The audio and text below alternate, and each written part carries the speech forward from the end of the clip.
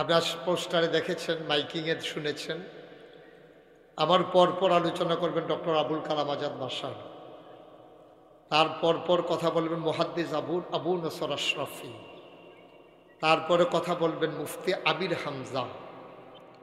আজকে আমার জন্য যে আলোচনার বিষয়বস্তু নির্ধারণ করা হয়েছে, ব্যক্তি, পরিবার ও সমাজ। বাকি রয়েছে শুধু রাষ্ট্র, আর তিনটেই আমার ভাগে পড়ছে। হয় রাষ্ট্র ছাড়া বাকি যা ছিল সব তিনটেই আমার ভাগে পড়ে গেছে। এক একটা বিষয় এক একজন ব্যক্তিকে দেওয়ার দরকার ছিল। বিষয় নির্ধারণে যে তিনটা বিষয় আনা হয়েছে, ব্যক্তি, একজন ব্যক্তি জীবন কেমন করে নিজেকে তৈরি করবেন, এটার জন্য বিশদ আলোচনা কোরআনুল কারীম, এটার জন্য আলাদা একটা সাবজেক্ট নির্ধারণ করে দেওয়া হয়েছে। তারপরে পরিবার, পরিবার তো আরও বিশাল ব্যাপার, ব্যক্তির সমন্বয়ে পরিবার। তারপরে হলো সমাজ, সমাজ তো পরিবারের সমন্বয়ে সমাজ। সব মিলিয়ে তিনটা বিষয় আলাদা আলাদা স্বতন্ত্র আলোচনার দাবি রাখে। তারপরেও যেহেতু কর্তৃপক্ষ নির্ধারণ করা হয়েছে, আবার ওনারা আমার আত্মীয় হয়, তো এই জন্য তো ওনাদেরকে কিছু বলাও যাবে না। এই বেশি কয়েক জাতের তরকারি হয়ে গেলে একটু একটু করে সবগুলো থেকে খাওয়া লাগবে আর কি, পরিপূর্ণভাবে আর হবে না ইনশাআল্লাহ। বাকিটা আল্লাহ যেন তৌফিক দান করে, সবাই পড়ে আমিন। বন্ধুগণ, মনে রাখতে হবে ১৫০০ বছর আগে আল্লাহ রসুল সাল্লাল্লাহু আলাইহি ওয়াসাল্লাম যখন দুনিয়াতে এসেছেন, ঠিক আছে, হ্যাঁ জানি তো, রাত্রিও দৌড়, আমিন বলেন। তো আজকের যিনি সভাপতি, নবাবগঞ্জ কেন্দ্র ঈদগাহ ময়দানের সম্মানিত খতিব মাওলানা মতিউর রহমান জমাদার, আজকের মাহফিলের দাওয়াতি মেহমান বৃন্দ, আমি সম্বোধনে গেলাম না এই জন্যে, যেহেতু সময় কম, বিষয় বেশি, সরাসরি মূল আলোচনায় চলে যেতে চাই। যে কথাটুকু বলছিলাম, ব্যক্তি মানে আমি, ব্যক্তি মানে উনি, ব্যক্তি মানে উনি, ব্যক্তি মানে আমরা, এক একজন আলাদা আলাদা। একজন সমষ্টিগত, দুইজন হইলে আর ব্যক্তি থাকে না, ব্যক্তি মানে একক। তাইলে আমি একক মানুষটা, আমি মুশতাক ফয়েজি, আমাকে কেমন করে গড়ে তোলা লাগবে আল্লাহর সন্তুষ্টি পাবার আশায়, এটাই হচ্ছে ব্যক্তির পরিবার, ব্যক্তির ঘটনে ইসলামের বিধান কি, আমি আমাকে কেমন করে গড়ে তুলব, এই সম্পর্কে প্রথমত আমি আলোচনা করতে চাই। আর আমার কথা থেকে আপনি যদি ফায়দা নিয়ে মনে করেন যে হ্যাঁ এই কথাটুকুন আপনারও কাজে লাগতে পারে, তাহলে আমি প্রাউড ফিল করব, আমি গর্ববোধ করব, এবং আমি মনে করব আমার আলোচনাটা সার্থক, যে আপনার জীবনে এটা কাজে লেগেছে। এবার আসুন, আল্লাহ কি চান? আল্লাহ তাবারক ওয়া তাআলা চান ব্যক্তির মর্যাদা বাড়িয়ে দিতে। এজন্য কোরআনুল কারীম আল্লাহ ইরশাদ করেছেন, ইন্না আকরামাকুম ইনদাল্লাহি আতকাকুম, তোমাদের ভিতরে মর্যাদা বেশি তার কলিজার ভিতরে, অন্তরের ভিতরে আল্লাহর ভয় বেশি যার। বলেন সুবহানাল্লাহ। তাহলে একজন মুসলিম যদি পারফেক্ট মুসলমান হতে চায়, একজন মুসলিম যদি প্র্যাকটিসিং মুসলিম হতে চায়, তাহলে সে কি করা লাগবে? নিজের অন্তরে আল্লাহর ভয় পয়দা করতে হবে। আচ্ছা, এটার উদাহরণটা কি? ১৫০০ বছর আগে নবী যখন এসে দ্বীনের দাওয়াত দেওয়া শুরু করলেন, তাদেরকে ১৩ বছর মক্কায় ট্রেনিং দিলেন, তাদের কলিজার ভিতরে আল্লাহর ভয় জাগিয়ে দিলেন। ১৩ বছর, ১৩টা বছর আপনি মক্কি জীবনের সূরাগুলো পর্যালোচনা করে দেখবেন যে সবগুলো সূরার ভিতরে ব্যক্তির চরিত্র কেমন করে তৈরি করা যায়, অর্থাৎ ব্যক্তির অন্তরে আল্লাহর ভয় কেমন করে পয়দা করে দেওয়া যায়, এটাই হচ্ছে আল্লাহর পরিকল্পনা। এবং তাই করেছেন তিনি ১৩ বছর নবীজির মাধ্যমে। প্রতিটা মানুষের অন্তরে আল্লাহর ভয় তিনি পয়দা করে দিয়েছেন। এই ভয়ওয়ালা মানুষগুলো যখন মদিনায় গেল, আর মদিনা নামক ইসলামিক রাষ্ট্র যখন প্রতিষ্ঠা হয়ে গেল, এখন নবীজি যা কয় মানুষগুলা তাই করে, কারণ ভয় তো তৈরি হয়ে গেছে। নবীর হুকুম মানার জন্য তারা প্রস্তুত হয়ে গেছে, জমিন রেডি, একেবারে চাষবাস করে সার গোবর দিয়া পানি টানি দিয়া আপনি রেডি করে দিচ্ছেন। এখন হালিটা লাগাইলেই শিকড় ছেড়ে দেয়, নতুন পাতা গজিয়ে দেয়। এই জমিন প্রস্তুত করে, এটা বিরাট ব্যাপার। এই জন্য আমাদের দেশে একদল মানুষ ব্যক্তি তৈরি করতে চায়, সমাজ এবং রাষ্ট্রের ব্যাপারে তারা উদাসীন। তারা ব্যক্তি তৈরি করার জন্য বিভিন্ন মসজিদে যায়, বাড়িতে তারা সময় না দিয়ে তারা দেখা যায় যে 40 দিনের জন্য বের হয়ে যায়, 120 দিনের জন্য বের হয়ে যায়। তারা ব্যক্তিকে তৈরি করে, কিন্তু ব্যক্তির সমন্বয়ে যে পরিবার হয়, পরিবারের সমন্বয়ে যে রাষ্ট্র হয়, এই কথাটা আর তাদেরকে শেখানো হয় না বলে তিনি মৃত্যুর পূর্ব মুহূর্ত পর্যন্ত ব্যক্তিগত আমল আখলাকের ভিতরেই তিনি ব্যস্ত থাকেন। একটা মানুষ শুধু নিজে ভালো হবেন এই জন্য কিন্তু দুনিয়াতে পাঠান নাই। যদি শুধু নিজের ভালোর জন্য পাঠাইতো তাহলে তো ফেরেশতাই যথেষ্ট ছিল। এই মানুষগুলোর কাজ হলো নিজে ভালো হওয়া, নিজের আশেপাশে যারা আছে তাদেরকে ভালো বানানো, এবং সেই অনুযায়ী কোরআন সুন্নাহ মোতাবেক সমাজ এবং রাষ্ট্র তৈরি করে পরিচালনা করা। এটা হলো ব্যক্তির দায়িত্ব। আল্লাহ তাবারক ওয়া তাআলা এই জন্য মানুষদেরকে জানিয়ে দিলেন, ও মানুষেরা, তাইলে তোমাদের ভিতরে মর্যাদা বেশি হবে কার? কে পীর সাহেব, কে লাট সাহেব, কে মন্ত্রী, কে এমপি, কে ভুইয়া, কে চৌধুরী, কে সরকার, কে খনকার, কে পেশকার, কে জমাদার। এইসব তালাশ করার সময় আল্লাহর নাই। তাআলা দেখবেন সে মেথর হইতে পারে, সে রিক্সাওয়ালা হতে পারে, সে মুচির হতে পারে, সে বদুল্লা হতে পারে, সে কামলা হতে পারে, ডেলি লেবার হতে পারে, কোনো কলকারখানার শ্রমিক হতে পারে, সে নিম্নবিত্ত পরিবারে জন্ম নিতে পারে, সে কোনোভাবে তার জীবন চালাতে পারে। মর্যাদা বেশি হবে তার কিয়ামতের ময়দানে কলিজার ভিতরে আল্লাহর ভয় বেশি যার। সুবহানাল্লাহ বলবেন না? ব্যক্তিকে তৈরি করতে গিয়ে আমার দৃষ্টিতে কোরআন শরীফের যে আয়াতটা সবচেয়ে বেশি গুরুত্ববহ, এটা কোরআনুল কারীমের সূরা তাওবার 111 নম্বর আয়াতে আছে।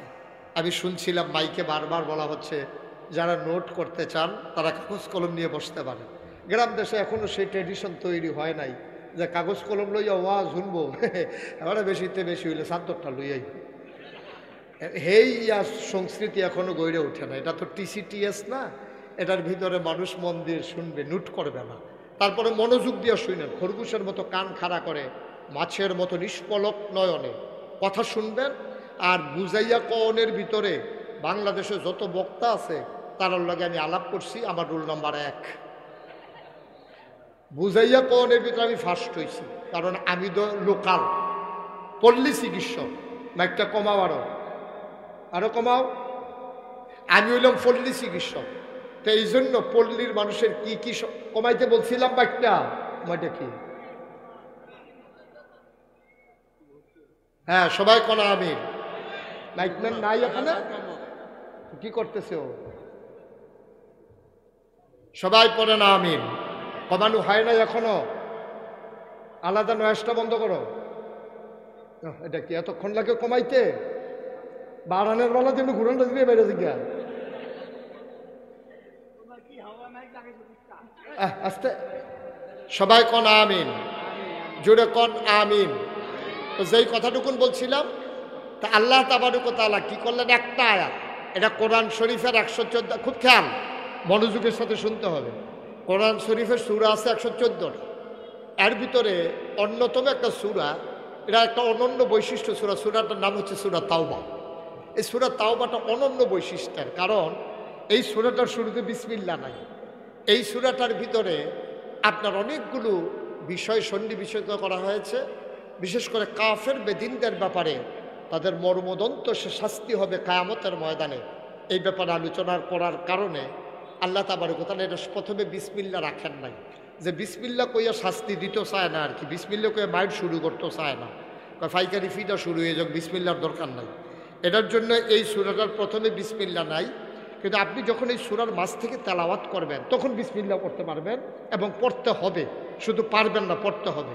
আমরা যেহেতু কোরআনুল কারীমের এই সূরাটার এই আয়াতের একেবারে 111 নম্বর আয়াত থেকে তেলাওয়াত করব, আমরা মারদুদ শয়তান থেকে ফেরা হয়েছে যিনি রহমান যিনি রাহিম, আমরা তার নামে শুরু করি। সবাই পড়ি। আউযু বিল্লাহি মিনাশ শাইতানির রাজিম। বিসমিল্লাহির রাহমানির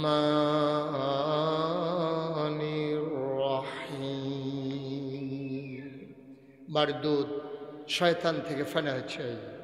জিনুর রহমান জিনুর রাহিম তার নামে শুরু করছে। আল্লাহ বলছেন ইন্নাল্লাহ ইশতারা, নিশ্চয়ই আল্লাহ রাব্বুল আলামিন ক্রয় করে নিয়েছেন, কিনে নিয়েছেন। সুবহানাল্লাহ। কোন আল্লাহ তাবারক ওয়া তাআলা ইন্নাল্লাহ ইশতারা, নিশ্চয়ই আল্লাহ ক্রয় করে নিয়েছেন মিনাল মুমিনিনা, মুমিনদের কাছ থেকে, আনফুসাহুম, তাদের জান সমূহ, ওয়া আমওয়ালাহুম, তাদের সমস্ত মালামাল। দুইটা জিনিস। কয়টা জিনিস কিনে নিয়েছেন? আনফুসাহুম ওয়া আমওয়ালাহুম, তাদের জান এবং তাদের মাল আল্লাহ কিনে নিয়েছেন। সুতরাং আমরা বুঝলাম ক্রেতা হইলেন স্বয়ং আল্লাহ। কে? কথা না বললে হবে না তো, এটা কি নতুন নাকি? ক্রেতাকে আরো জোরে বলতে হবে, ক্রেতাকে। আপনি কইতেন না? ক্রেতাকে আল্লাহ। আর যেই জিনিসটা বেচা কেনা হচ্ছে, এই বিক্রয় কিনে নিয়েছেন, ওই জিনিসটার নাম হলো জান আর মাল। ক্রেতা হইলেন আল্লাহ, জিনিসের নাম হলো, দ্রব্যের নাম হলো জান আর মাল। এখন বিনিময়ে আর বিক্রেতা হইলাম আমরা মুমিন যারা, এখানে আমরা সবাই যারা আছি মুমিন না, আমরা ঈমানদার, আমরা হইলাম বিক্রেতা। ক্রেতা হইল আল্লাহ, মালের নাম হইল জান আর মাল। এখন কি দিয়ে কিনলেন? বিআন্না লাহুমুল জান্নাহ, যে জিনিসটা দিয়ে কিনেছেন তার নাম হলো জান্নাত। তাহলে এটা কিন্তু আপনার পরিবার থেকে খেয়াল করেন, আপনার আব্বার থেকে আপনার জান কিনে নেন, আপনার থেকে আপনার জান কিনছে, আপনার থেকে আপনার মাল কিনছে। কিনছে কে? কথা কয় না, কিনছে কে? আর যেই জিনিসটা দিয়ে কিনছে এই জিনিসটার নাম হলো জান্নাত। সুবহানাল্লাহ বলবেন না? এই জিনিসটার নাম হলো জান্নাত। তাইলে জান আর মাল আল্লাহ কিনে নিয়েছেন, বিনিময় দিয়েছেন জান্নাত। এবার সহজ করে ওই যে বুঝাইয়া যে এটা কর, এটা কইতে আসি, খেয়াল করে শুনেন। তাহলে জানের মালিক কে? এটা বিক্রি করার আগেও আল্লাহ, পরেও আল্লাহ। আসল কথা রহস্য হইল এই জায়গা। জানের মালিক কিন্তু আপনি না, মালের মালিক কিন্তু আপনি না। জানের মালিক হলো আল্লাহ, মালের মালিক হলো আল্লাহ। তাইলে জানের মালিক এবং মালের মালিক যদি আল্লাহ আগে থেকেই হয়, তাইলে আল্লাহ কিনতে চাইলেন কেন? আমার তো মালিকে না, আমি তা আমি বেচুন না কে? আমি মালিক হইলে না আমি বেচবো। এই যে এখানে আমাদের সভাপতি, আমার ভগ্নিপতি, এখানে দেখেন একটা ফ্লাক্সের মুখ আছে, আর এটা একটা ফ্রিজ আছে। এখন ওনার দুটার মালিক উনি, ফ্রিজের মালিকও উনি, এই কাপের মালিকও উনি। এখন ওনারে যদি আমি কই দুলা ভাই আপনি এইটা নেন, এইটা আমারে দেন, তো উনি হাসি দেওয়া করবে, আর চালাকি করতেন, জায়গা পান না। দুটা তো এমনি আমার, আপনি আমার একটা দিয়ে আরেকটা নেই উন্ডা কাটা। তাইলে উনি ফ্রিজেরও মালিক, কাপেরও। খুব খেয়াল করেন, সময় খুব কম। উনি ফ্রিজেরও মালিক, কাপেরও মালিক। এখন যদি উনার কাছ থেকে আমি একটা জিনিস কিনতে চাই, হয় আমি মাফলারটা দেওয়া লাগবে, নাইলে টুপিটা দেওয়া লাগবে, নাইলে উনাকে পয়সা দেওয়া লাগবে, টাকা দেওয়া লাগবে, তারপরে আমি একটা নিতে পারবো। মুসলমান মন দিয়ে শুনো রে ভাই, জানের মালিক আল্লাহ, মালের মালিক আল্লাহ। আবার আল্লাহ কইন্নাল্লাহ ইশতারা মিনাল মুমিনিনা আনফুসাহুম ওয়া আমওয়ালাহুম বিআন্না লাহুমুল জান্নাহ। আল্লাহ কয় জান আর মাল বিক্রয় করে দাও, আর কিনে নিয়ে নেব আমি জান্নাতের বিনিময়ে। এই আয়াত যখন হযরত ওমর রাদিয়াল্লাহু তাআলা আনহু শুনলেন, ইসলামের দ্বিতীয় খলিফা, আরবি ভাষার যিনি ছিলেন পণ্ডিত, যিনি আরবি ভাষা খুব ভালো বুঝতেন, উনি যখন শুনলেন এই আয়াত, উনি বললেন এই কথা তোমরা কই পাইলা? কয় কোরআনে নাজিল হয়েছে, নবীজি জানিয়ে দিয়েছেন। উনি দিলেন দৌড়, নবীর দরবারে গিয়ে বললেন ইয়া রাসূলুল্লাহ, এই কথা কি আপনি বলেছেন? কয় তো আল্লাহ জানিয়েছেন জিবরাইলের মাধ্যমে। আমি সেই কথাই তো তোমাকে বলেছি, সাহাবায়ে কেরামের মাধ্যমে তুমি সেই কথাই শুনেছ। এবার আল্লাহ রাব্বুল আলামিন যে আয়াত নাজিল করে দিলেন, ওমর ডাক দেয়া কয় ইয়া রাসূলুল্লাহ, ইয়া হাবিবাল্লাহ, যুক্তিতে তো মিলে না। আয়াতের ভাবার্থ আমি যা বুঝেছি, আয়াতের অর্থ যা বুঝেছি, যুক্তি মিলে না। কয় কেন মিলে না? কয় জানের মালিক তো এমনি আল্লাহ, মালের মালিক তো এমনি আল্লাহ। কথা বন্ধ করেন। জানের মালিক তো এমনি আল্লাহ, মালের মালিক তো এমনি আল্লাহ, সুতরাং জান আর মাল আমি বিক্রি করার কে? তারপরও আল্লাহ যখন বলে তোমার কি দ্বিমত আছে নাকি, ওমর চোখের পানি ছেড়ে দিলেন, ডাক ডাক ইয়া রাসূলুল্লাহ, ইয়া হাবিবাল্লাহ, আপনার হাত মুবারক এগিয়ে দেন। আল্লাহর নবী হাতটা দিলেন, আল্লাহর নবীর হাতের ভিতরে ওমর চুমু খাইলেন। ডাক ডাক নবী গো, আপনি সাক্ষী থাকেন, আমার জান আমার মাল আমি আল্লাহর পথে বিক্রি করলাম, বিনিময়ে কিয়ামতের ময়দানে আপনি সাক্ষী থাকবেন, আল্লাহ যেন আমার জান্নাত দিয়ে দেয়। এবার আমরা যারা এখানে আছি, এবার আমাদের একটু স্বীকৃতি লাগবে, আমাদের একটু একমত হওয়া লাগবে। জান কার? কথা বলেন, জান কার? মাল কার? এরপরও আমরা যদি এখন আবার বিক্রি করা লাগে, এমনি যেহেতু আল্লাহ, তো আল্লাহরে দিব আর আমরা দ্বিমত করে লাভ কি? তাইলে আমরা কি আমাদের জান আল্লাহকে দিতে রাজি আছি? আমাদের মাল কি আল্লাহকে দিতে রাজি আছি? এই জান আর মাল তো আপনার না, আপনি দিতে রাজি হইলেও কি না হইলেও কি, তারপরও আল্লাহ জানতে চায় জান আর মাল তোমরা আমাকে দিয়ে দাও। জানের মালিক যদি আমি হতাম, তাহলে আমার রূহ কবজ করার সময় যে আজরাইল এসে আমাকে জিজ্ঞেস করা লাগতো, অনুমতি নেওয়া লাগতো। নবী এবং রাসূল ছাড়া কোনো মানুষের, যত বড় ওলি হোক, যত বড় বুজুর্গ হোক, কারো রূহ কবজ করার সময় কোনো মানুষের অনুমতি নেওয়া হবে না।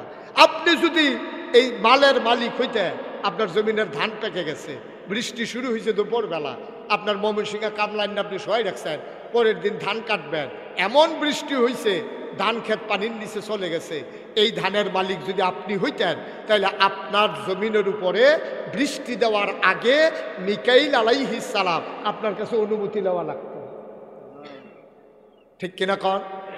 তো কই বৃষ্টি দেয় যে আমরা জিগায় হতো না, বাঙ্গা ফরবো কহেন দিয়ে আপনার লোক একটা মিটিং করুন দরকার আছে না, যে বাঙ্গাটা কহেন দিয়ে দিলে ভালো হয়, কোন দিক দিয়ে দিলে বাইটের কম যাবে, ফসল টসল কম নষ্ট হইব, একটা কথা জিগাত নাই। রাইতে আমরা হত্যা রয়েছি, হইনা সোহালি হত্যা দিয়ে ভাঙ্গা করে বইয়া রয়েছে।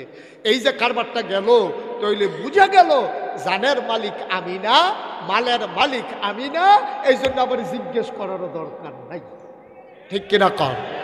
তারপরেও যখন নিতেন চান, উনি যদি কয় ফিনিশটা লইয়ে গেলাম গা, তো আমি আপনার টামনি নিবেন আমার কি? সুবহানাল্লাহ কইতেন না?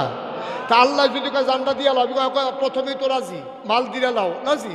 আমরা কি জান আর মাল আল্লাহর কাছে বিক্রি করতে রাজি আছি? সবাই একটু সাক্ষী রাখি আল্লাহকে, সবাই কন আমিন। বিনিময়ে আমরা কি চাই? কথা কন সবাই, বিনিময়ে কি চাই? জান্নাত চাই। সবাই হাত নামান। তাহলে আল্লাহর সাথে আমাদের ডিড হয়ে গেল, চুক্তি হয়ে গেল, আমরা ওয়াদা করলাম। আল্লাহকে সাক্ষী রেখে পরন্ত বিকেলে ফেরেশতারা শুনতেছে, মানুষগুলো সাক্ষী আছে, আমরা ঈদগাহ ইমাম সাহেব থেকে শুরু করে নাগাই শরীফ শাহ হুজুর সহ সবাই মিললে আমরা একমত হয়ে গেলাম, জান আর মাল বিক্রি করে দিলাম আমরা কার কাছে? এবার আসে, আমি বলছিলাম আগেও জানের মালিক আল্লাহ, এরপরে আবার বিক্রি করলাম আল্লাহর কাছে। এখন আল্লাহ জানের মালিক হয়েছে কয়বার? কথা কয় না, কয়বার? উনি দুইবার ফুক্ত হইছে। এমনি ওয়ারিশ সূত্রে সালাউদ্দিনে জালালে সালাউদ্দিনে আব্বারতে সম্পদ পাইছে, ওয়ারিশ সূত্রে এমনি মালিক হয়েছে। আবার ভাইতে দলিল লইয়া ফুক্ত করছে, মালিক হয়েছে দুইবার, ঠিক কিনা কর? এরপরে আবার নামজারি করে হয়েছে, নামজারি হয়েছে, এমনি ওয়ারিশ সূত্রে মালিক। এরপরে আবার ভাই বোনের থেকে কাউলা লইছে, এটার ভিতরে আর ফাঁক ফুক নাই। ওয়ারিশানা দাবি কইরা আপনার পরবর্তী যে সোনাই লইব এই সুযোগও নাই। এরপরে আবার তাড়াতাড়ি করে নামজারি করে লাইছে, যেন ফেসফুস না লাগে, শয়তানের ফরো ফইরা আবার যেন এটা সুইটটা না জায়গায়। তাইলে আমরা কি করলাম? জান আর মাল আল্লাহরে বিক্রি করলাম, আল্লাহও নিল, এর আগেও মালিক ছিল, এখন আল্লাহ মালিক হয়েছে দুইবার। দুইবার মালিক হওয়ার পরে আল্লাহ ডাক দেখো, ও বান্দা, তোর জান দিয়ে আমি কি করব? তোর জান আমার কি কাজও লাগে? তোর মাল আমার কি দরকার? আমি কি ভাত খাই যে আমার ফসল লাগবে? আমি কি তৈল দেই গায়ে যে আমার সরিষা লাগবে? আমি কি কোনো কাপড় চুপড় পরি যে তোমার মেল ফ্যাক্টরির কাপড়গুলো আমার লাগবে? আমার কিচ্ছু দরকার নেই। তোমার জানেরও দরকার নাই, তোমার মালেরও আমার দরকার নাই। তোমার জান, তোমার মাল তুমি ওয়াদা করেছো, বিক্রি করেছো পরন্ত বিকেলে নওয়াবগঞ্জ মাহফিল থেকে। আমি আল্লাহ মেনে নিলাম, এবার জান কিন্তু আমার, মাল কিন্তু আমার, আমার তো দরকার নাই। ও নবাবগঞ্জের মানুষ, তুমি ওই জমিনটা বিক্রি করলে করছো, আমি নাগাইশের বেড়া তোমার জমিন দিয়া কি করব? আমি কিনেছি, তুমি দলিল দিয়েছ, কিন্তু তোমার কাছে আবার আমানত রেখে গেলাম। এই জান আর মাল তোমার কাছে আমানত, তুমি তোমার মন মতো করে যেমন মন চায় তেমন করে খাবে। তবে আমার একটা কথা আছে, আল্লাহ কয় বান্দারে জান কিন্তু আমার, মাল কিন্তু আমার, আবার বিক্রি করেছ, আমি ডাবল মালিক হয়েছি। তুমি খাও, তৃপ্তির সাথে খাও, তুমি ঘর উঠাইয়া জমিনের উপরে থাকো, জান্ডারে ব্যবহার করে তুমি যেমন সুন্দরভাবে চলো, তুমি মেহনত করো, পরিশ্রম করো, টিনের ঘর ভেঙ্গে তুমি ঘর উঠাও, আমার আপত্তি নাই। তবে আমার একটা কথা আছে, আমার জান ব্যবহার করে আমি আল্লাহর বিরুদ্ধে স্লোগান দেওয়া যাবে না, যাবে না, যাবে না, ঠিক কিনা? আমার দেওয়া জান ব্যবহার করে তুমি স্লোগান দেবা আল্লাহর বিপক্ষে, আমার দেওয়া জীবন ব্যবহার করে তুমি শক্তি খরচ করবা পুঁজিবাদের বিরুদ্ধে, জাতীয়তাবাদের পক্ষে, পুঁজিবাদের পক্ষে, কমিউনিজমের পক্ষে, ওই কি বলে স্বৈরতন্ত্রের পক্ষে। এটা আমি মেনে নেব না। যেহেতু জান আর মাল আমার, আমি যেই পথে বলি ওই পথেই খরচ করা লাগবে। তোমার মন মতো তুমি কামাইও করতে পারবা না, খরচও করতে পারবা না। এই ক্ষেত্রে আমি বলেছি, তুমি গোশত খাও, গরু জব করে, ছাগল খাও, তুমি গরু এই ছাগল জব করে, তুমি মাছ ধরে খাও, জমিনে ফসল ফলাও, তবে সাবধান সাবধান, দুধ খাইবা, মদ খাইতে পারবা না।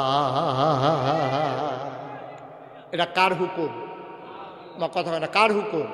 দেখেন কত বড় আল্লাহ। হ্যাঁ, আপনি জান বেচালাইছেন, এরপর আপনার জান আবার আপনার দিয়া রাখছে, আপনি মাল সামানা বেচালাইছেন, এরপর এই দিয়ে আবার আপনার দিয়া রাখছে। আল্লাহ কইছে, ও তুমি লাল শাক লাগাইয়া খাও, লাউ শাক খাও, তুমি লাউ লাগাইয়া খাও, ডাটা বান্নাইয়া খাও, ফুলকপি খাও, বাঁধাকপি খাও, মাছ ধরে খাও, গরু জব করে খাও, সব করো, আমার কোনো আপত্তি নাই। আমার জানডারে ব্যবহার কইরা, এই জিব্বারে ব্যবহার করে মুখ দিয়া তুমি কখনোই তুমি মদ খাইতে পারবা না। এটা আল্লাহ হুকুম করছে। এখন আমরা করলাম কি? জানও আল্লাহর, মালও আল্লাহ। ওই যে ব্যক্তি, আমরা কত খারাপ মানুষ দেখেন, সব আল্লাহর কাছে আত্মুল্লাহ বিক্রি করছেন। আল্লাহ তো সব খাইতেন, কইছি খালি একটা না করছি, কইছে তুমি মদ খাইও না, আপনি শুরুই করছেন মদ দিয়া, আছে নাকি নাই? এরপরে কইছিল, ও শুনো, আল্লাহুল বাইয়া ও হারামার রেবা, আমি ব্যবসারে হালাল করছি, সুদরে হারাম করে দিছে। বাবা তুমি টেহা দিয়া ব্যবসা করো, দোকানদারি করো, বালুর ব্যবসা করো, খেত কিনো বিছ, তুমি অফিস দিয়া ব্যবসা করো, তোমার যা মন নাই ধরে তা করো, তবে সাবধান, আমার টাকা, আমার মাল তুমি সুদে লাগাইও না। এখন আমার মুশতাক ফৈজির কাছে এই আমরার ইমাম সাহেব হুজুর মতিউর রহমান জমাদার, উনি যদি 2 ঘন্টা খেত বেছে, আর আমি যদি কইয়া যাই আপনি সব কইরা খাইবেন, অকেটা লাল শাক বানিয়েবেন, লাউ শাক বানিয়েবেন, কচু খেত বানিয়ে করবেন, সব কইরা খাইবেন, সাবধান, আমার এই দেওয়া আমানতের ভিতরে আপনি কোনোদিন জৈন্তার দানা বানিয়ে পারতেন না। সব করেন। আমার জৈন্তার দানা শত্রু, আমি একবার ছোটবেলা আটতাম লইয়া এই জৈন্তা খেত কাটটা রাখছে, যে কোন ইচ্ছা কূপ দিয়া আমার ফাও বেড়াইয়া কাটটা লাইছি, আপনি সাবধান, সব করবেন, আপনি জৈন্তা বানিয়ে পারতেন না। আমি এবার খেতরা দিয়া, আমি কিনা খেত, আমার কিনা খেত, এবার আমানত দিয়া আমি ফতেহাবাদ ফাড়ুইতাম পারছি না, একটা টিপ টিপ বৃষ্টির ফোড়া পড়ছে, এবার কুবাইয়া ফইলে জৈন্তা হালাইছি। আমি যদি ওখান আইয়া কই আপনি এটা একটা কাম করলেন, আপনি একটা কাম করলেন, আমার খেত, আমি তো কইতাম মানে সব কইরা খান, জৈন্তা হালাইয়েন না, আপনি শুরু করলেন জৈন্তা দিয়া, থাক বাবুরে আমার খেত লাগতো না, আপনার কাছে আমানত লাগতো না, আমারটা খিল ফইরা থাকবো, কাম লাগলে গরুয়ে ঘাস খাইবো, আপনি কেন জৈন্তা বানিলেন, আমার জমিন আমারে দিয়ালান, এই কথা কইলে কি আমার অন্যায় হইব? কথা কেন অন্যায় হবে? ওনার ওয়াইফের সাথে করবো, ঠিকই আছে, তুমি বেশি না দেন, তুমি তোমার এবারে কইসা না জৈন্তা বানিয়েও না, তুমি সব করো, জৈন্তা না করছি, তুমি এইটা দিয়ে শুরু করছো, ঠিকই আছে। অন ফলাফাইন এবারে দম খায়, এবারের বউও দম খায়, এবারও জিব্বাত কামড় ধরে, সেটা আমি কিতা করলাম? এবার মনে করছে আমি কি আইয়া সেটা দেখাম, নাগাইশের ফির শব্দ গেছে গায়ে দিয়া, জৈন্তা হালাইলে কি আর না হালাইলে কি? আপনি তো মনে করছেন আল্লাহ আপনারা বানাইয়া জান আর মাল আমানত দিয়ে আল্লাহ বোধহয় নাই। আরে না, রাতের অন্ধকারে গভীর আধারে কেউ দেখে না, একজন যিনি দেখেন তিনি কে? সুতরাং তুমি যা করো, তুমি যা দেখো, তুমি যা ভাবো, যা শোনো, সব একজন দেখে, তিনি হলেন আমার আল্লাহ। সুতরাং এই জিনিসটা যদি কলজার ভিতরে গেঁথতে পারো যে এই অন্তরে কারো প্রতি ভয় থাকবে না।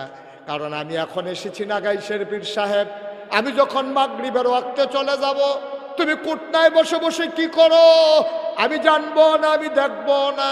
কিন্তু আমার আল্লাহ এমন আল্লাহ, মাঝরাত সবাই ঘুমিয়ে পড়েছে, পাখিগুলো আপন নিরে ঘুমিয়ে পড়েছে, গরুগুলো গোয়াল ঘরে ঘুমায়, নিরাপদ আশ্রয়ে কুকুরগুলো চলে গেছে, প্রিয়তম স্বামী প্রিয়তমা স্ত্রীকে নিয়ে ঘুমায়, ছোট্ট শিশু মায়ের বুকে মুখ রেখে ঘুমায়, কেউ জাগনা নাই। তুমি মাঝরাতে উঠে কি করো? যার চোখ ফাঁকি দেওয়া যায় না, তিনি হলেন আমার আল্লাহ, ঠিক কিনা? 13টা বছর, মক্কার 13টা বছর নবীজি এই জিনিসটা মুসলমানদের কলজায় রেডি করছে। ভয় কার ভয়? আমার কথা হয় না, কার ভয়? এখন এবারে যখন কেউ ফিটা দিতে যায়, তখন মনে হয় আল্লাহ দেখতে আছে, তখন আর ফিটা না দিয়ে বাইর যাই, সুবহানাল্লাহ কইতেন না? এবারে ফিটা দিতে গেলে চিন্তা করে আল্লাহ দেখতে আছে। এবারে মূলা চুরি করার সময় চিন্তা করে যে কেউ দেখুক আর না দেখুক, ক্ষেতের বেড়ায় না বাইর হইতে রয়েছে, কিন্তু আল্লাহ দেখে নাকি দেখে না? আপনি মাছ ধরতেন গেলে মনে পড়ে যে আল্লাহ দেখতে আছে। এই জন্য চুর যখন চুরি করার সময় তার ফুতেরে লইয়া গেছে, রাস্তার ভিতরে ফুতেরে কইছে, ফুতরে তুই এই জায়গায় দাঁড়াই থাকবি, আর কেউ আইতো লইলে তুই সিল্লান দিবি আইয়ে রে কইয়া। এই চিন্তায় ফুতের খেলা করাইয়া হেঁটে গেছে, চুরি করতো। ফুতে চতুর্দিকে চাইয়া সেরা তার বাহে যখন মাত্র ঢুকবো, এমন সময় সিল্লান দিছে আইয়ে রে। হ্যাঁ বেড়াও দৌড় দিয়েছে, কিতে আইয়ে? বাবা আমি তো ডাইনে চাইছি, বামে চাইছি, সামনে চাইছি, পিছে চাইছি, কেউ তো আইয়ে না। হঠাৎ করে আকাশের দিকে নজর গেল, মনে হইল আপনি যে ঢুকতেছেন আমার আল্লাহ দেখতেছে। সুবহানাল্লাহ বলবেন না? ব্যক্তি জীবন নিয়ে কথা বললে দীর্ঘ সময় বলা যাবে, সেইটা আমার উদ্দেশ্য না। তাহলে আল্লাহ তাবারক ওয়া তাআলা যেমন করে চাইলেন, ও ব্যক্তি, ও মানুষ, ও কলিমুদ্দি, ও সলিমুদ্দি, ও আব্দুর রহিম, ও আব্দুল কুদ্দুস, তোমাদের কাছ থেকে জান আর মাল আমি কিনে নিলাম, বিনিময়ে কিন্তু জান্নাত দিয়েছি।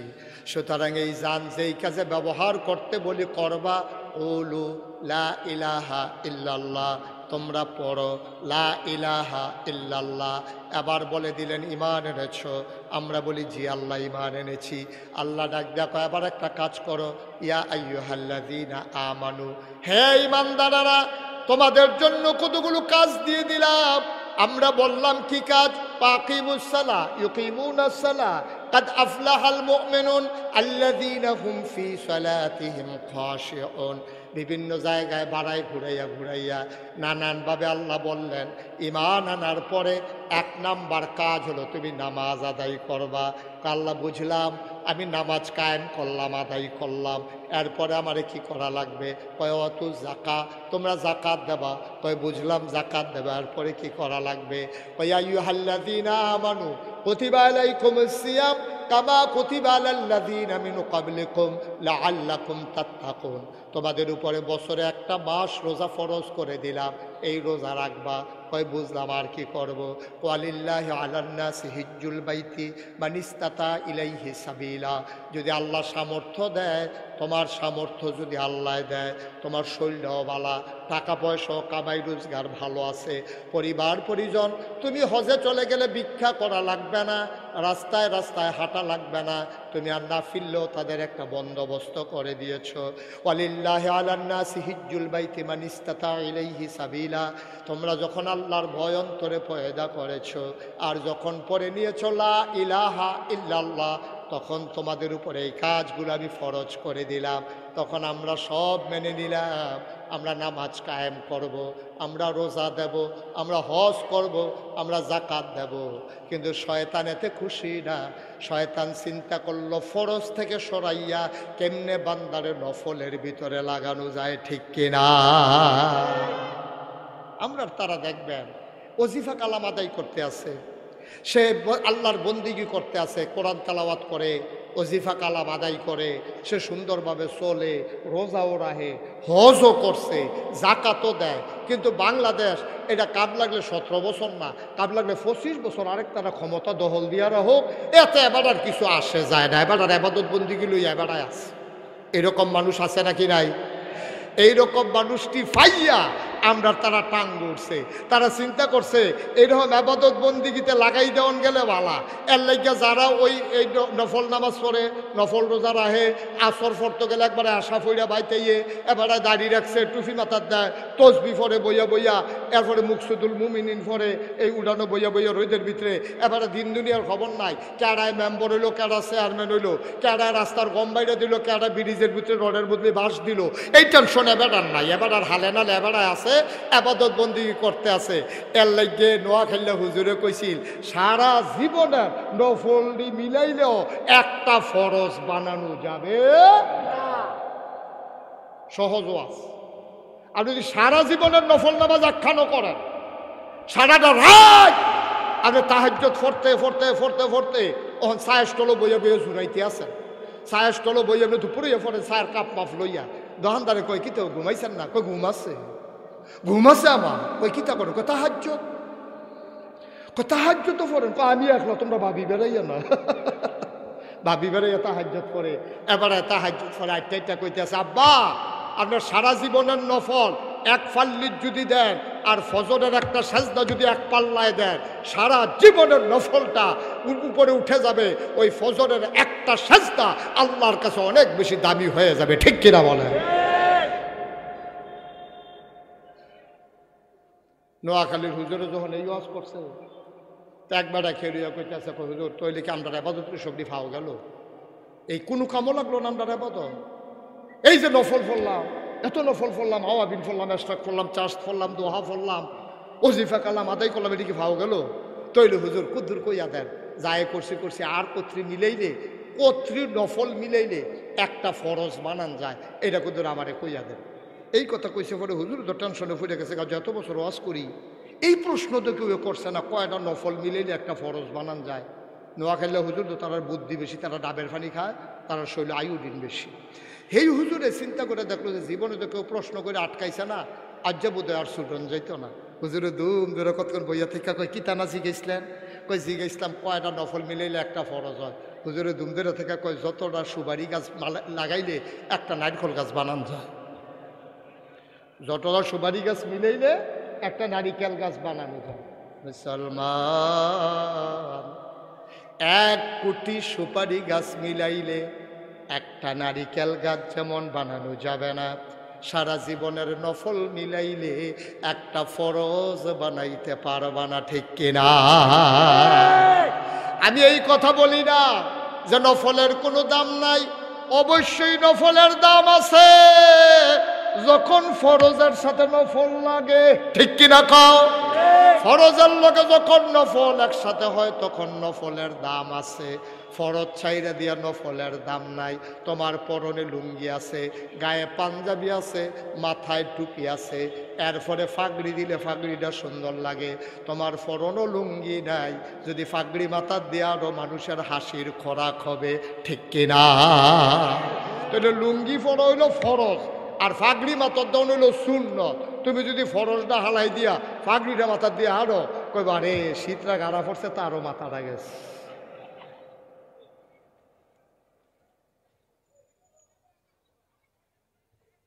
অনবগুঞ্জার মুসলমান মন দিয়ে শুনো, প্রাণ ভরে শুনো। তাহলে 1 নম্বরে আমরা পেয়ে গেলাম, ব্যক্তি জীবনে ভালো হতে হলে অন্তরে ভয় থাকবে বেশি, যার তিনি আমার আল্লাহ। ঠিক কিনা? মায়ের ভয় অন্তরে থাকবে স্বাভাবিক, কিন্তু কিয়ামতের ময়দানে মা বিচার করবে না, বাবা বিচার করবে না, পীর সাহেব বিচার করবে না, মন্ত্রী করবে না, এমপি করবে না, পুলিশ করবে না, র্যাব করবে না, গোয়েন্দা করবে না। বিচার করবেন যিনি, তিনি আমার আল্লাহ। সুতরাং আল্লাহরে ভয় করে করে তুমি 3টা কাজ করবা। 1 নম্বরে যা করবা তুমি মনে করবা আমার আল্লাহ দেখতেছে। 2 নম্বরে তুমি যা বলবা মনে মনে বিশ্বাস রাখবা আল্লাহ শুনতেছে। 3 নম্বরে অন্তরে তোমার যে ভাবনা তুমি মনে মনে বিশ্বাস রাখবা আমি মনে মনে যা ভাবি কেউ জানে না, একজন জানেন, তিনি কে। তাহলে আমি যা করি দেখে একজন, তিনি কে। আমি যা বলি শুনেন একজন, তিনি কে। আর আমি অন্তর দিয়ে যা চিন্তা করি কেউ জানুক আর না জানুক একজন জানেন, তিনি কে। বলেন সুবহানাল্লাহ। এর বেশি আর এই কাজে সময় ব্যয় করা গেল না। ব্যক্তি জীবনে একটা মানুষ যখন প্রথমে, এটা গুরুত্বপূর্ণ বিষয় ছিল, ব্যক্তিটাই মূল। কারণ ব্যক্তির সমন্বয়ে 5-6 জনে মিললে একটা পরিবার হয়। বিজ্ঞানের এই যারা আপনার কি বলে সমাজ বিজ্ঞানী, তারা বলে পরিবারের সর্বনিম্ন সংখ্যা হলো 2 জন, স্বামী আর স্ত্রী। এই 2 জন মিলে হলো পরিবার। কই যদি আর কুদ্দুর বড় পরিবার, কই তাহলে বাচ্চা কাচ্চা ছেলে মেয়ে, তাহলে স্বামী স্ত্রী ছেলে মেয়ে। আর কুদ্দুর বড় হইলে কয় ভাই বোন, আর কুদ্দুর বড় হইলে কয় আব্বা আম্মা। তাহলে আব্বা আম্মা ভাই বোন স্বামী স্ত্রী ছেলে মেয়ে, এটা রেখো আমরা দেশ পরিবার। তো এটা শব্দ লাগবে না, ভাই বোন না হইলেও পরিবার হবে।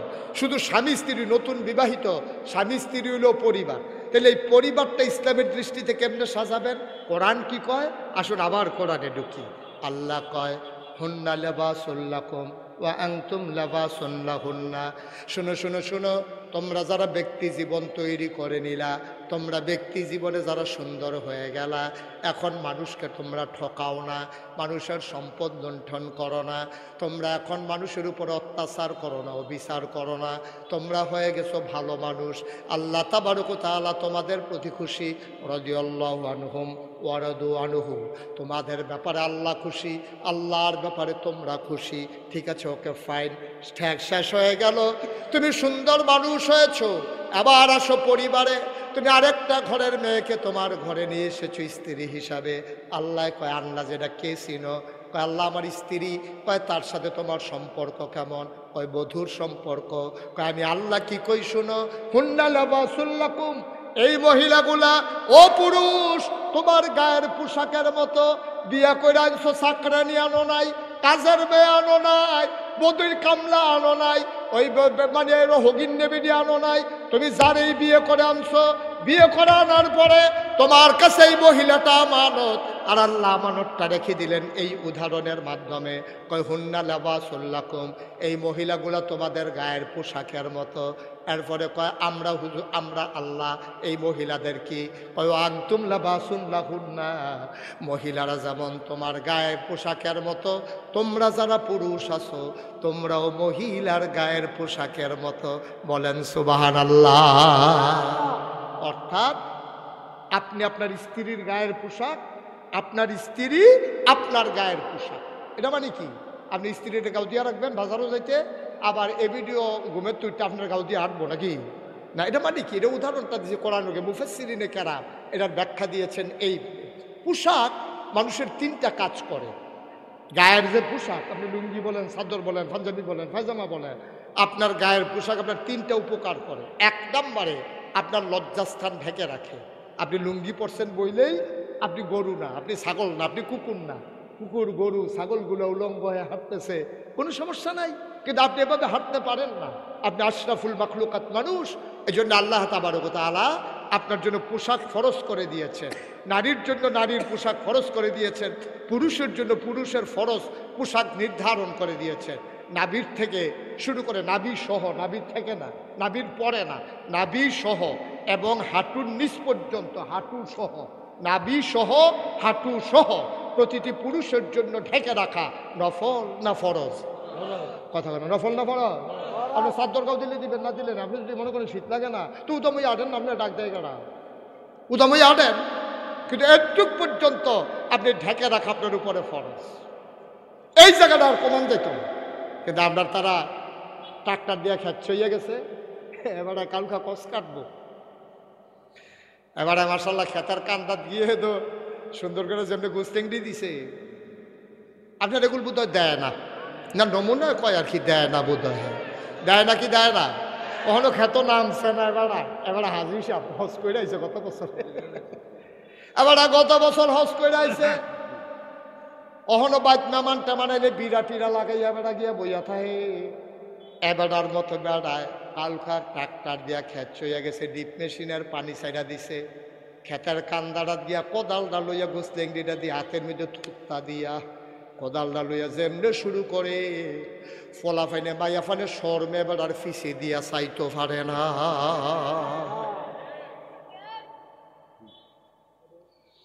আছে নাকি নাই? এটা যে কবিরা গোনা হইতে আছে আমরা তাদের এই খবরে নাই। এবার আমি জীবনেও দিছি না, দিলে নইল ইমামতি না থাকলে, আপনিও দিলে নইল, আমিও দিলাম ওই ফিসাবি না থাকলে। এবারে দিয়া লইল, এবারে যায় না কেরে আমি ইমাম সাহেব আমি দেই কেমনে, আমি দেই না কেরে আমি ফির সাহেব আমি দেই কেমনে। তাহাতারা মনে করছে আমি ফির সাহেব না ইমাম সাহেব তো আমি দিতে সমস্যা কি? এটা যে কত বড় গোনা, কবিরা গোনা, কবিরা গোনা।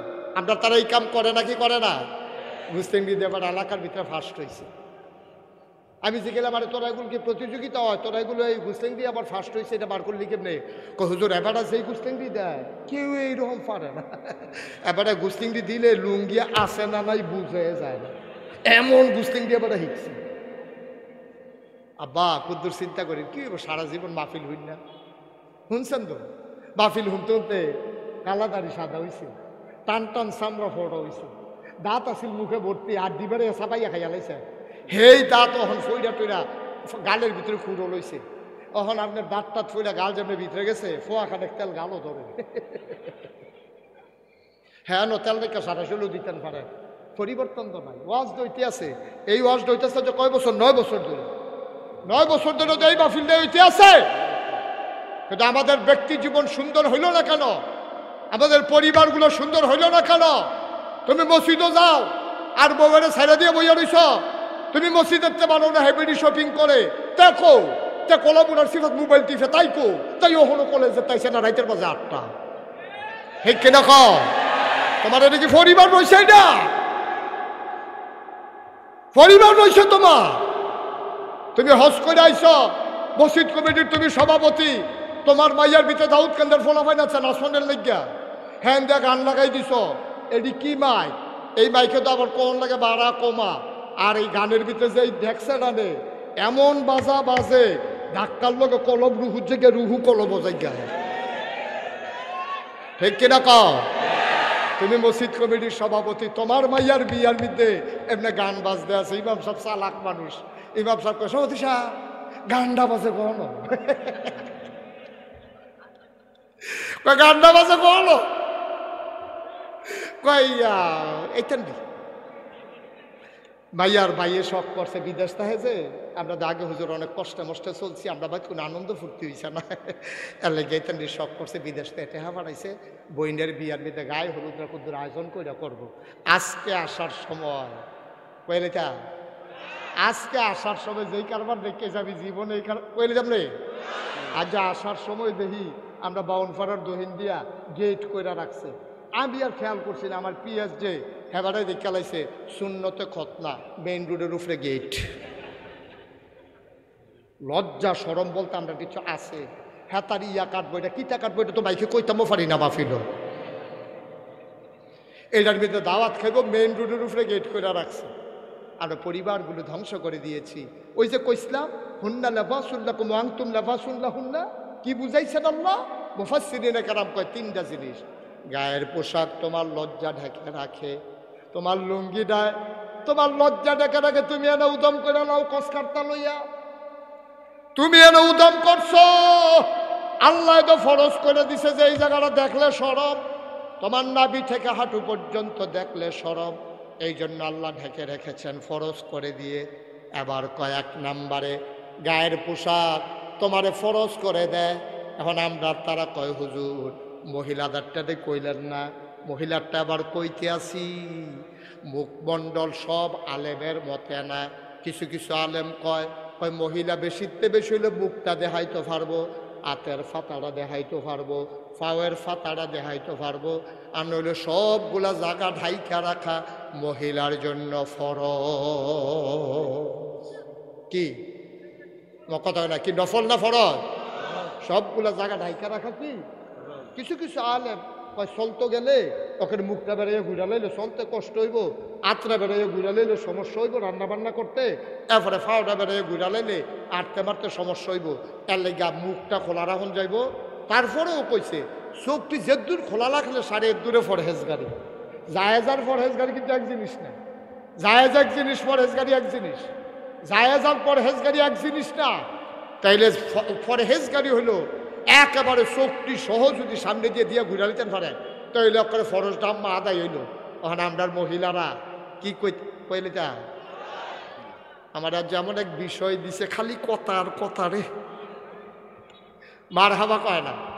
আমাদের মহিলারা যেইভাবে যায় রাস্তাঘাটে, দোকানপাটে, এইগুলা কোনো মুসলমানের কোনো মেয়ে, মুসলমানের কোনো স্ত্রী, কোনো মুসলমানের মা, কোনো মুসলমানের বোন এইভাবে চলতে পারে না, ঠিক কিনা কন? অমুসলমান তাইলে মহিলা ঢেকে রাখবে তার পুরাঙ্গ, পুরুষ ঢেকে থাকবে তার নাভি থেকে শুরু করে হাঁটু পর্যন্ত। বুঝলাম এটা হলো একটা পুরুষ। এই কাপড় যেমন মানুষের সব কিছু ঢেকে রাখে গোপন, এই জন্য আল্লাহ পোশাক দিয়ে তুলনা দিয়েছে স্বামী স্ত্রীর মাঝে। কয় পোশাক স্বামী স্ত্রী আর কি হবে? পোশাক আর কি কাজে লাগে? কয় পোশাক মানুষের ইজ্জত বাড়ায়। স্বামী স্ত্রী একজন আর একজনের ইজ্জত বাড়াবে। আর পোশাক যেমন মানুষকে আরাম দেয়, স্বামী স্ত্রী একজন আরেকজনের আরামের কারণ হবে। এই জন্য বলেছেন হুন্না লিবাসুল লাকুম ওয়া আনতুম লিবাসুন লাহুন্না। ও বুড়ি হে মহিলারা, ও বাবারা শোনো, তোমরা যারা মাহফিলে এসেছো, তোমার স্ত্রী তোমার জন্য গায়ের পোশাকের মতো। অর্থাৎ তোমার স্ত্রী তোমার আরামের ব্যবস্থা করবে, তোমার গোপন কথাগুলো ঢেকে রাখবে, তোমারে সুন্দর করে তোমার ইজ্জত বাড়াই দেবে। এটা মহিলা যেমন তোমার জন্য করবে, তুমি ওই কাজটা করবা। মহিলার ইজ্জত বাড়াবা, মহিলার গোপন কথা গোপন রাখবা, মহিলার আরামের ব্যবস্থা করবা। এই জন্যই হুন্না লিবাসুল লাকুম ওয়া আনতুম লিবাসুন লাহুন্না।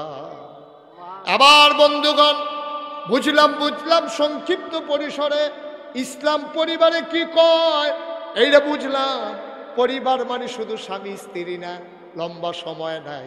তাইলে সন্তানের প্রতি বাবার কি দায়িত্ব এটাও বলতাম, বাবার প্রতি সন্তানের কি দায়িত্ব এটাও বলতাম, ভাইয়ের প্রতি ভাইয়ের কি দায়িত্ব এটাও বলতাম।